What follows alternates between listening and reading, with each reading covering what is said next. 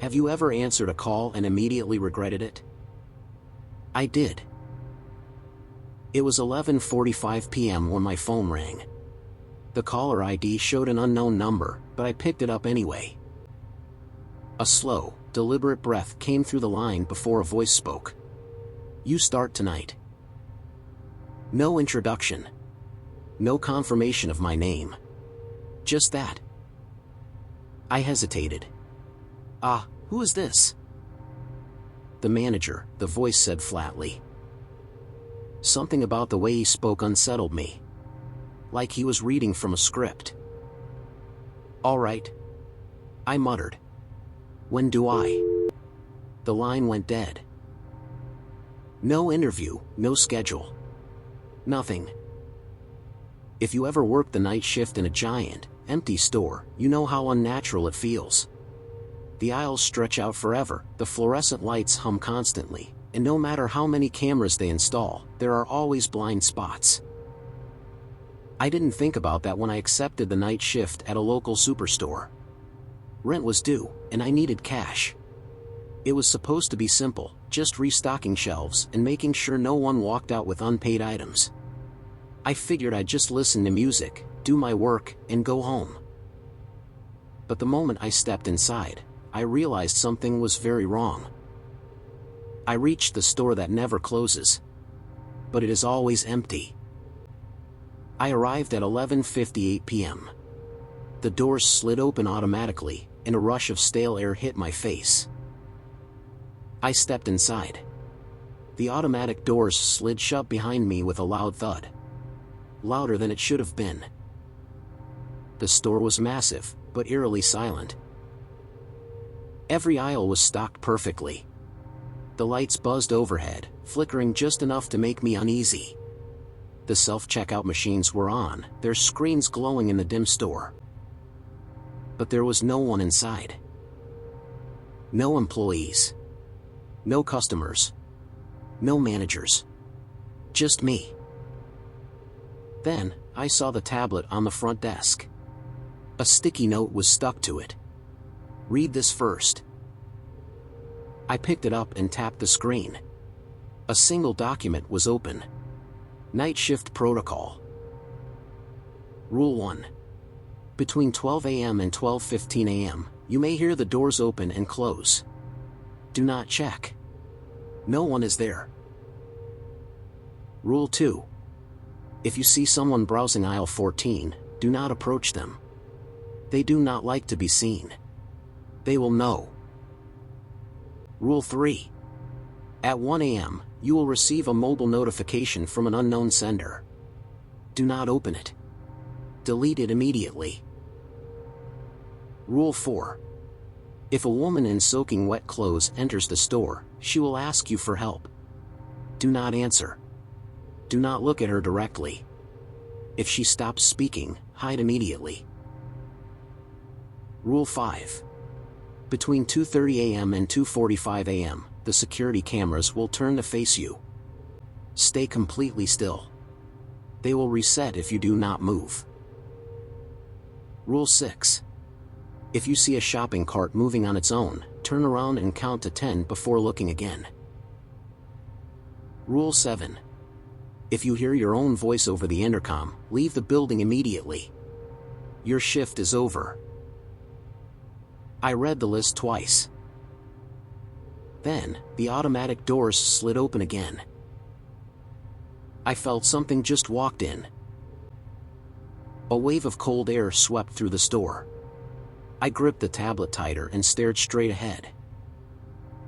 A minute passed. Then another. Nothing. I forced myself to breathe and turned toward the aisles. They were still empty. I grabbed a pricing gun and started my shift. But I knew I wasn't alone. At 12:14 a.m., I heard it. A faint, almost imperceptible sound, a soft scrape, like something shifting against the shelves. It wasn't loud, but in the dead silence of the near-empty store, it might as well have been a gunshot. My breath hitched, and an uneasy chill ran down my spine. Instinctively, I turned my head ever so slightly toward the source. Aisle 14. A woman stood there. Her back faced me, her posture rigid, unnatural. At first glance, nothing seemed off. She was dressed casually, in jeans, a hoodie, and sneakers, just like any other late-night shopper. But something about her sent alarm bells ringing in my head. She wasn't moving. Not browsing. Not scrolling through her phone like anyone else would be. Just standing there. Completely still. I swallowed hard, my fingers tightening around the shopping basket in my hand. Slowly, cautiously, I took a step back, careful not to make a sound. My pulse pounded in my ears. Then, her head twitched. Not a normal turn. Not a slow, curious glance. Just a twitch. A sharp, unnatural jerk, like a glitched frame in a corrupted video file. My stomach clenched, and my breathing grew shallow. Do not approach them. The rule echoed in my mind, a desperate warning. They do not like to be seen.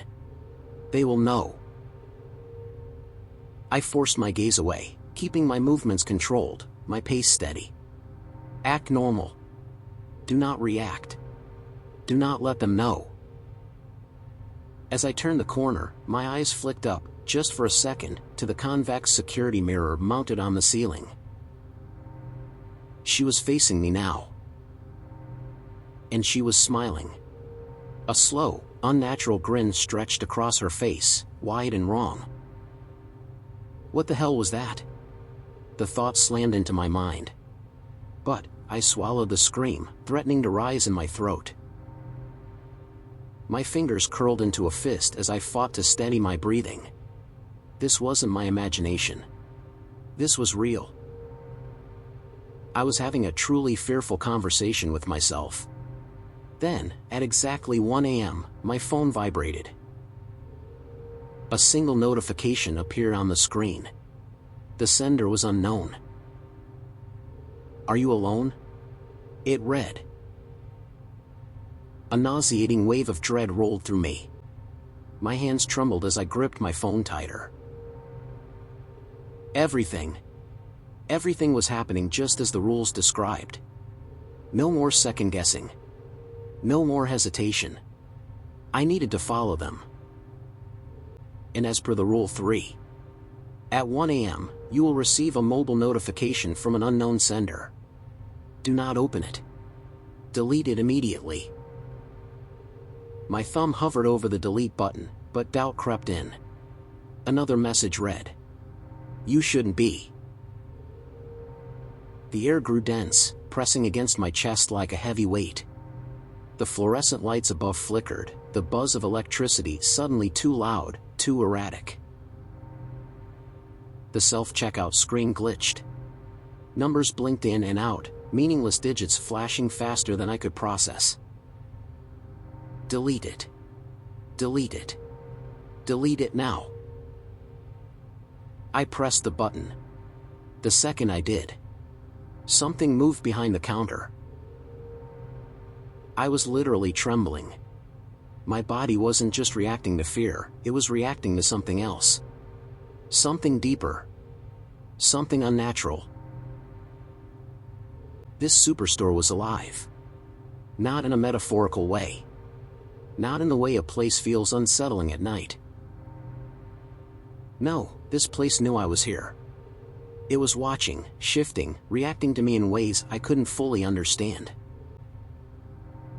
And then, at exactly 1:37 a.m., the automatic doors slid open again. The sound sent a bolt of pure dread through me. I knew what was coming before I even turned around. I knew, because I had read the rules. Because the pattern was repeating itself. A woman. She stood there, unmoving, her clothes soaking wet. Her jeans clung to her legs, heavy with water. Her hoodie sagged, dripping onto the floor in slow, steady drops. Her sneakers made a sickening squelching noise as she stepped forward, leaving behind dark, glistening footprints on the tiles. She was shivering. Violently. Her arms were wrapped tightly around herself, her fingers digging into her sleeves. Then, through chattering teeth, she spoke. "Please," she gasped, her voice fragile and broken. "Can you help me?" I clenched my jaw, forcing my hands to grip the metal shelf beside me. My nails dug into the cold steel as I fought against every natural instinct telling me to respond. "Don't answer. Don't answer. Don't answer." She sucked in a sharp, trembling breath. "Hello?" I kept my gaze locked on the reflection in the freezer door. The glass was fogged up near the edges, but I could still see her outline, her damp, shaking form standing just a few feet behind me. If a woman in soaking wet clothes enters the store, she will ask you for help. Do not answer. Do not look at her directly. I kept repeating the rule in my mind. A dark puddle spread beneath her feet, the water seeping into the grout lines between the tiles.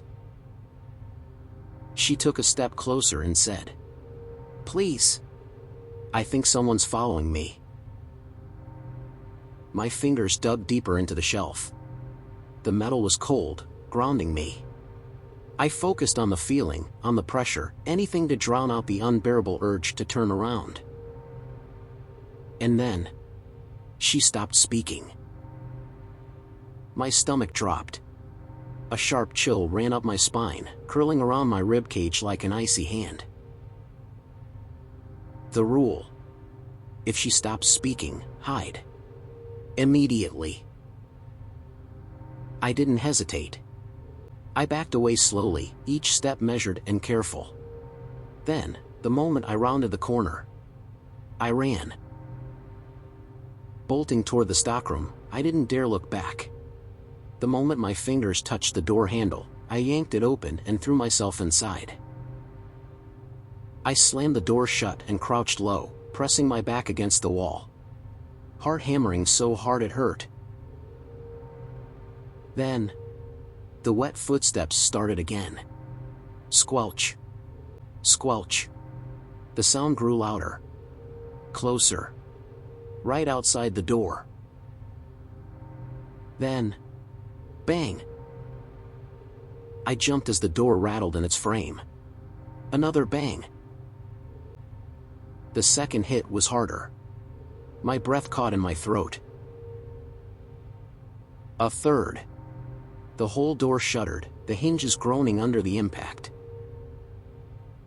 Then suddenly, silence. I didn't move. I didn't breathe. I stayed curled up in that freezing stockroom, arms wrapped around my knees, staring at the door until my vision blurred. Minutes passed. Maybe an hour. When I finally checked the time, it was 2:30 a.m. I was exhausted, completely drained. My body felt weak, my mind stretched thin. The nightmare wasn't ending. It just kept going. I forced myself to keep working. Anything to distract myself. I was restocking frozen pizzas, trying to focus on something normal, when the rules flashed in my mind again. Rule 5. Between 2:30 a.m. and 2:45 a.m., the security cameras will turn to face you. Stay completely still. They will reset if you do not move. A cold dread spread through my chest. Slowly, I lifted my head. The cameras had moved. Every single one. The cameras above the aisles. The ones near the checkout lanes. Even the tiny camera above the freezer section. All of them. Facing me. Watching. My entire body locked up. Stay completely still. They will reset if you do not move. I obeyed. Seconds ticked by. My muscles screamed, but I didn't dare shift. A minute passed. Another. Then, the camera's whirred. It rotated, turning back to their original positions. as if nothing had ever happened. I let out a shaky breath, pressing my palms together. My legs felt weak, my hands clammy with sweat. But I was still here. Please God, I begged silently. Let me be bored. Let me be so bored I start counting tiles on the floor. I don't want anything else. No more rules. No more sounds. No more things. Just let the rest of the night crawl by, in dull, mind-numbing peace. But, of course, at 3:30 a.m., I heard it. A slow, rhythmic squeak. It echoed softly across the empty aisles, stretching through the silence of the store. I turned my head slightly, just enough to catch a glimpse. A lone shopping cart rolled past the end of my aisle. No one was pushing it. My breath caught in my throat. My fingers tightened around the cardboard box I was holding. The rule. I knew what to do. Turn around. Count to 10. Then look again. I swallowed hard and forced my eyes shut. 1, 2, 3. The cart's wheels screeched. A slow, piercing sound that made my skin crawl. 4, 5, 6. The noise stopped. 7, 8, 9. Silence. 10. I opened my eyes and turned my head. The cart was gone. But on the floor, right where it had been, was a single, wet footprint. I inhaled sharply. The kind of footprint you leave behind when you step out of a puddle. Dark. Soaked. Fresh. I want to go home. I don't care about finishing my shift. I don't care about the money. I don't even care if I get fired. This place is wrong. Every inch of it is infected with something I don't understand, something that bends reality like it's a loose thread on a sweater. I made my decision. Before anything else could happen, before the next rule came into play. I was leaving. But just as I started to move, I heard it. At 3:57 a.m., my own voice crackled over the intercom. At first, it was just my name. Over and over and over again. A robotic echo bouncing off the empty aisles. Then, it laughed. A deep, distorted version of my own laugh. Warped and broken, stretching unnaturally through the speakers, twisting into something that wasn't me anymore. That was it. I dropped everything. The box hit the floor with a dull thud, and I ran. I didn't look back. Didn't stop. Didn't care about the rules anymore. I tore through the aisles, past the self-checkout, past the registers, past the automatic doors. In the moment I crossed the threshold, everything went silent. Not just quiet, silent. Like the air had been sucked out of the world. The fluorescent lights flickered once. Then, behind me, there was nothing. No store. No parking lot lights. No shopping carts lined up outside. Just an empty lot. A stretch of dirt and cracked pavement. My legs nearly gave out beneath me. I reached for my phone with shaking fingers. The screen lit up. A single notification. Your shift has ended. We'll see you tomorrow. I stared at it. My hands went cold. I wanted to scream. But instead, I just stood there. Alone. In an empty lot. With nowhere left to go.